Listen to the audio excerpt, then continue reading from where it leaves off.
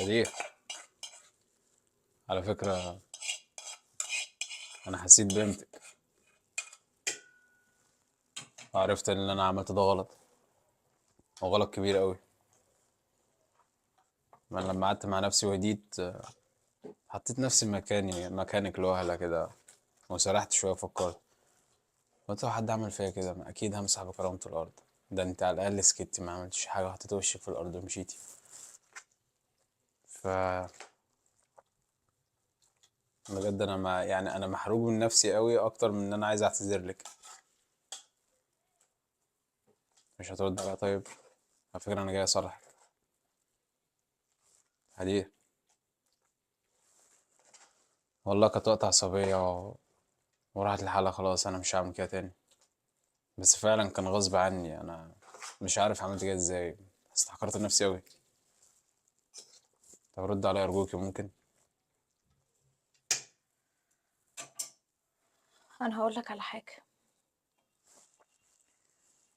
على فكره، اللي بيقول لمراته يا عوره بيلعبوا بيها الكوره، زي اللي بيقل من مراته قدام حد وبيهينها وبيذلها قدام حد، ما بيعملهاش قيمه بعد كده.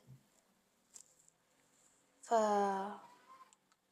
المفروض كرامتي من كرامتك، ما تعملش معايا حاجه زي كده قدام حد، او ان انت تقل منه وتمسح بكرامه الارض وكل ما هنالك انتوا كنتوا كلكم بتضحكوا عليا.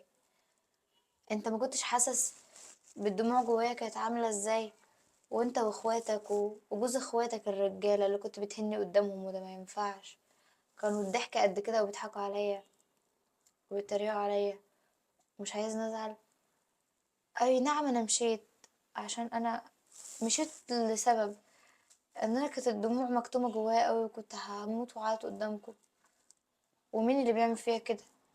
جوزي هو اللي بيعمل فيها كده قدامهم كلهم وبيهني، وكله تحت مسمى ان احنا بنهزر. مفيش هزار ان انت تقولي الفاظ زي دي قدام جوز اخواتك الرجاله حتى. صعب عليا، الموضوع ما كانش احسن حاجه. أنا حطيت نفسي مكانك والله خلاص. مش هيحصل ده تاني بجد وهصلح من نفسي.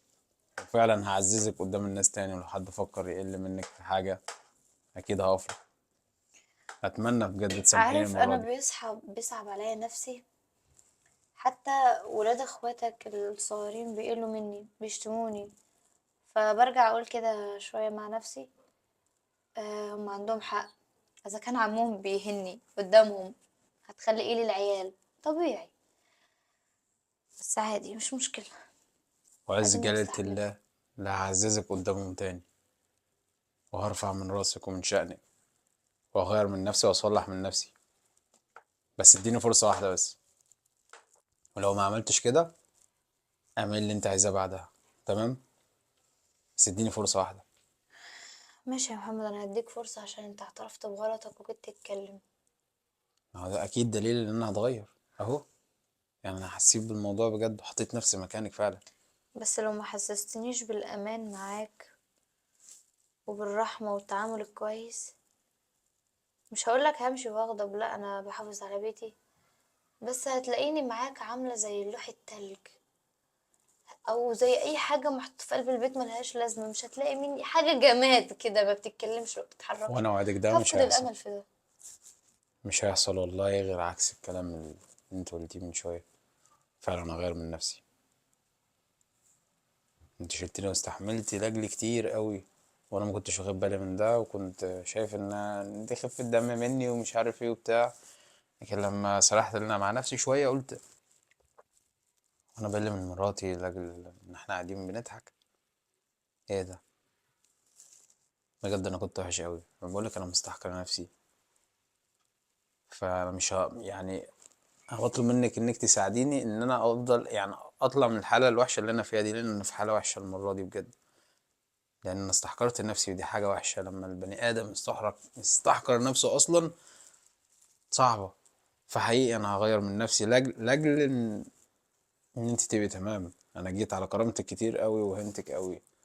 فسامحيني بجد. هغير صح. من نفسي والله. مسامحاك يا ابو عيالي، ما انا هقول ايه؟ مسامحاك. حاجة عليا. خلاص، اطلع نعمل اكل. ماشي.